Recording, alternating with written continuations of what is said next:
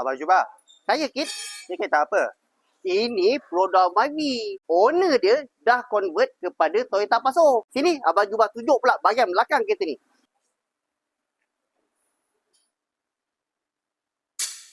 Bila convert body kit macam Toyota Passo ni memang cantik. Tapi bila berlakunya kemalangan macam ni, macam-macam masalah yang timbul. Persoalan dia sekarang ni, insurans bayar body kit Passo ni ke atau insurans akan bayar body kit Myvi? Jawapan dia, kalau korang nak claim insurans kereta korang tak ada masalah, korang renew insurans korang dengan Abang Jubah.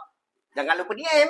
Insurans akan bayar semula mengikut model kereta ni di dalam geran. Untuk kes-kes yang macam ni, selalunya owner mesti kena top up duit. Sebab owner akan pakai balik body kit macam ni. Body kit macam ni harga dia tak murah dek. Insurans pula, dia akan bayar alat ganti OEM part ataupun used part. Sebab usia kereta ni dah lebih daripada 5 tahun. Buat korang kat luar sana yang kaki convert kereta macam ni, korang standby lah duit korang banyak-banyak. Kalau korang accident, korang kat luar sana tak tahu dan tak ada option hantar kereta korang untuk buat claim insurans ataupun cash repair, korang boleh datang ke bengkel Abang Jubah, pakar tulisan insurans kemalangan anda. Kita jumpa kat next video. Assalamualaikum.